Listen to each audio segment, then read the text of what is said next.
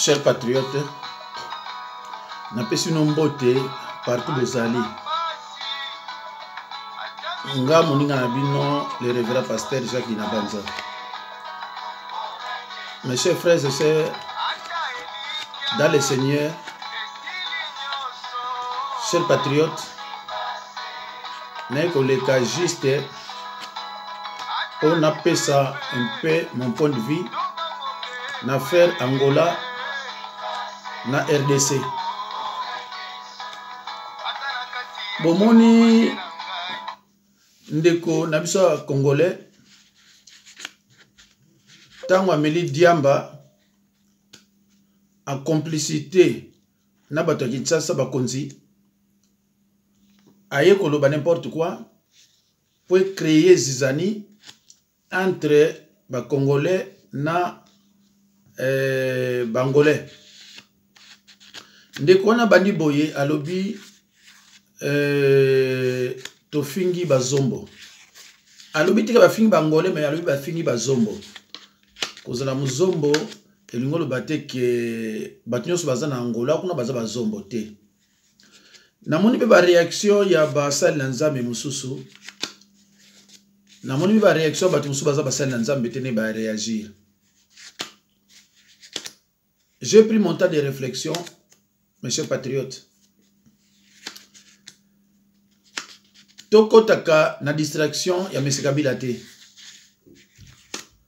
Il faut savoir que cet homme est venu pour balkaniser et exterminer. Toutefois, bazana conseil ya ko yebani toko sala pour distraire ba Congolais. Entre-temps, na beni ndeko baza okufa neti ba mpese. Alors, pour nous longola bino ba idée ozo le kakuna, alors qu'est-ce qu'il faut faire? Il faut que bimiselo komoko, le ko ba bi que congolais azani mutu moko bilanda landa akolanda yango. Ndeko malheur à ceux qui comprennent toujours en retard. Ndeko nanga e bino zo landanga. Muzombo a Mukongo. Musansala aza Mukongo. Ezana biloko mususu ke salami soki oyeba Kongo lobi mbala moko ke non Mukongo akoloba boite. Ndeko na ebite soki bomoyoki ba intervention ba Congo. Parce que mutu ayebi muzombo bien eza Mukongo. Baya ava 50 bazaka déjà na Kimpese, Matadi, Mwanda ti na Kinshasa. Tango Kinshasa avant 50 ezalaki toujours ba Congo bavandaki na bazombo. Donc bazana mentalité moko. Tango indépendance ezo salama tozo senga indépendance bazombo bazali na kati ya bako. Basansa la bazali na kati ya bako. Babundelaki mboka oyo ya biso pona ozo indépendance. Bandeko na ngai. Tango tokona Kinshasa so moni batako ba Congo elandani omona ya bato bandundu omona bazombo. So tele ba magasin ba bar omona presque bazombo na bazombo. Et tozalaka bien bazombo ba créer biso ba problème na Kinshasa te. Tozalaka vraiment bandeko parce que un muzombo so le binga mkongo funa yoka. Un musasa so le binga mkongo funa yoka. Do ba secret la kité. Ndeko na ngai. Ko bandana président défunt président Neto. Okiti na président FNLA Oden, okiti na Dos Santos, José Dos Santos. Okomona bango nyonso wana bafana na Kinshasa. Na oba yebi nde tokola ki toyebi ke Oden kutangine mwana njili. Do toyebi bango bien toyeba sani. Aussi longtemps que bino ba obo bo intervenir mingi bozani bino na mboka bo yibutu ba histoire moté. Biso to yiba ba zombo. Muzombo ako bimate pour ça ba déclaration otoyoka ki wana te. To fane mona ba ki, to zana bango awa na France. E belé ba déclaration wana ndeko za ba zombo te. 99% ya ba intellectuel angolais ou ba français. Babima na mboka oya biso. Je précise et je pèse mes mots. batunyo so ko na ba mukonzi alo baka français biasa auta na epana biso azo mayele epana biso neti kamere alo akozana intérêt ni ndeko na ngai po abima abanda kofinga ba congolais te. C'est vrai toyebi ke Nangola ba boma ba congolais ebele mukete wana yebani mais o ba boma bango ezaka bazombo te bazombo kizombo za tribune de konangai bino soko ki mozombo kasakande Angola bazombo na bazombo bala kuna te Angola za RDC na RDC ora ba yanzi tora ba bangala tora ba luba to c'est comme ça aussi na Angola ba de konangai ya ona moni tango basala nzame mosusu ba intervenir bato mosusu ba intervenir ba kongo ba intervenir te parce que biso yibango bien bino yibango te biso to yibango ndeko to bima na distraction ya Kabila azoka biso bana mikete kuna na beni bazako boma le nyonso asali nyonso aluka a distraire biso na kati ya RDC ndeko soki conflit ali entre Kabila na président Angola etali bango mibale etali biso peuple te etali bango mibale etali biso peuple te na Brazzaville babomi biso awa. Quelle était la réaction ya gouvernement? Réaction na bakini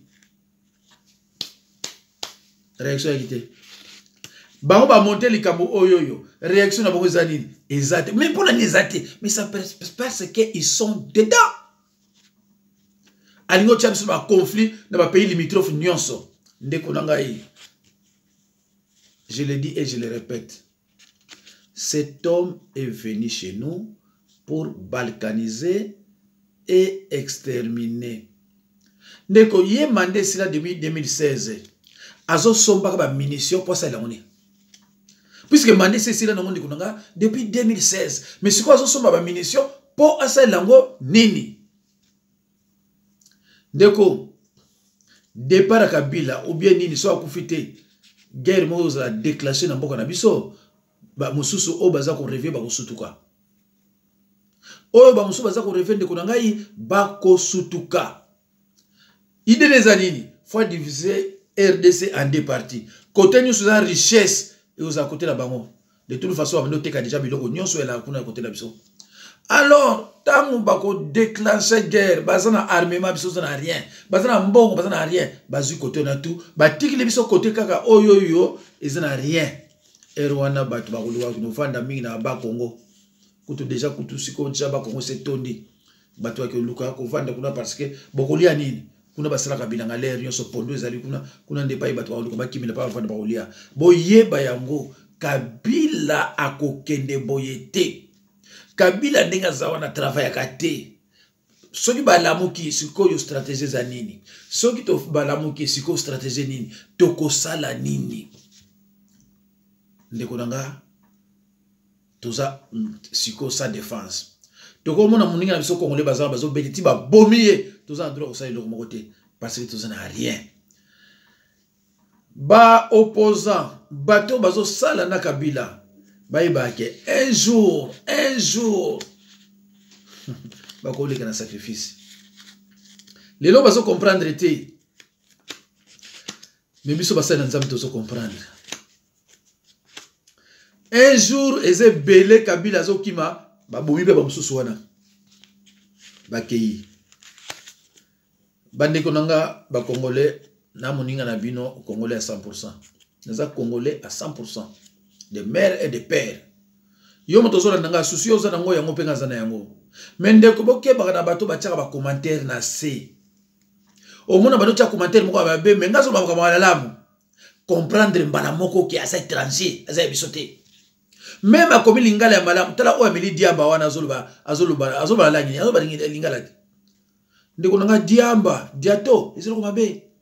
Ameli diamba un air de complicité dans le gouvernement, babi Tchaboye, Congolais Zagazoba, Tango Tchaboye, allez mbana moko, ba se révolter, trouble au mana kisasa, ba zombo bazé belé la kisasa allez, po ba no Tchabango trouble. Tango bo Tchabango trouble, allez Nangola pe kuna ba no Tchabango trouble, allez ba vandi bazo se kabino. ndeko yo tozoka video oyo soko yo kiango ndeko panza yango soko zangolais panza video oyo soki poza kongolo ngimbo kana yo panza yango poto yo kisaka bila soni ba déclaration oyo bato musu basali bozo en considération te peso servir na rien tout le Kabila. Arrêtez vos distractions s'il vous plaît. Arrêtez de distraire les gens. Faut que le banende ngwana. So amoni ki tolobine arrêtez akoluka siko likamni na boma na siko nani. Est-ce que na boma olomide est-ce que na boma nani ba pense la mo kende kuna toujours idée ba mwa zana mono ndeko yango wana. Baza po na bisote. Baza po na bisote. Yeba yango ke cet homme est venu pour balkaniser et exterminer. La communauté internationale, excusez-moi, la communauté internationale est derrière ces messieurs. Même la CPI. Même la CPI. Abaniko boma banda anenini. CPI le bailoni. Communauté internationale le bailoni. Oni pesa na simanaye. Kaka biso de bande tike, mutala simana biso alite.